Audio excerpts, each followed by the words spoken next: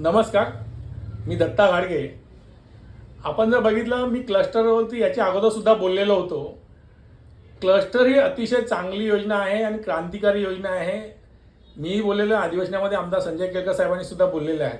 मात्र हे क्लस्टरचं जे बायोमेट्रिक चालू आहे, ठाणे महानगरपालिकेतर्फे चालून अतिशय चांगल्या प्रकारे काम चालू आहे.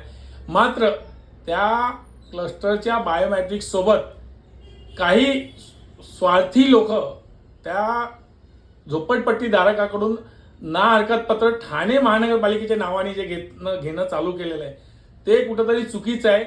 ठाणे महानगरपालिकेने आत्तापर्यंत कोणीही असं कुठल्याही प्रकारचं ना हरकत पत्र मागितलेलं नाही आहे, कुठलेही डॉक्युमेंट्स मागितलेले नाही आहेत. ते फक्त बायोमेट्रिक करताना फोटो वगैरे करतात, ते सगळं ठीक आहे, ते ठाणे महानगरपालिका करते. मात्र बायोमेट्रिक सोबत काही लोक जे सगळे झेरॉक्स कॉप्या घेणं, स्टॅम्प, टॅक्स पावती असतील किंवा बाकी लाईट बिल असेल, 2 फोटो असतील, हे फिजिकली जे मागतायत आणि ना हरकत पत्रावरती सह्या घेतात, हे साफ चुकीच्या पद्धतीनं काम चालू आहे आणि त्याची कुठल्याही प्रकारची आवश्यकता नाही आहे. एखाद्या बिल्डरच्या नावाने, बिल्डरच्या प्रेशरमुळे हे सगळं काम चालू आहे. त्याच्यामुळं माझ्या सगळ्या मनोहरनगर असेल, मानपाडा असेल, आझादनगर असेल, येथील सगळ्या लोकांना विनंती आहे की बायोमेट्रिक नक्की केलं पाहिजे, कारण तो ठाणे महानगरपालिकेचा प्रोजेक्ट आहे आणि ते ठाणे महानगरपालिकेची टीम आहे, त्यासाठी केलं पाहिजे. मात्र बायोमेट्रिक व्यतिरिक्त कुठल्याही प्रकारचं झेरॉक्स कॉपी, लाईट बिल किंवा कुठल्याही प्रकारची सिग्नेचर असेल किंवा NOC असेल किंवा याचं हे केलं नाही पाहिजे. त्याने त्याची काही आवश्यकता सुद्धा नाही आहे.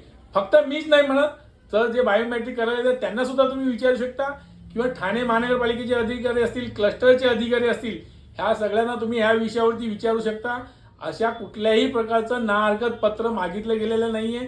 ठाणे महानगरपालिकेच्या नावाने काही स्थानिक काही ज्यांच्या डोक्यात काही चुकीच्या गोष्टी करायचा उद्देश आहे, असे लोक पूर्ण उद्देशपूर्वक या सगळ्या गोष्टी करत आहेत आणि या चुकीच्या गोष्टीला आमचा ठाम विरोध आहे. कारण जे योग्य आहे, जे ठाणे महानगरपालिकेचं आहे, तेच गोष्टी केल्या पाहिजे. चुकीच्या पद्धतीने जे काही करून घेतात ते चुकीचं आहे.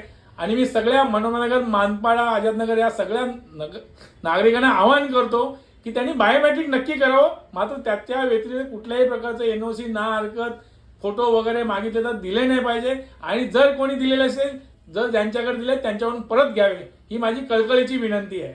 धन्यवाद.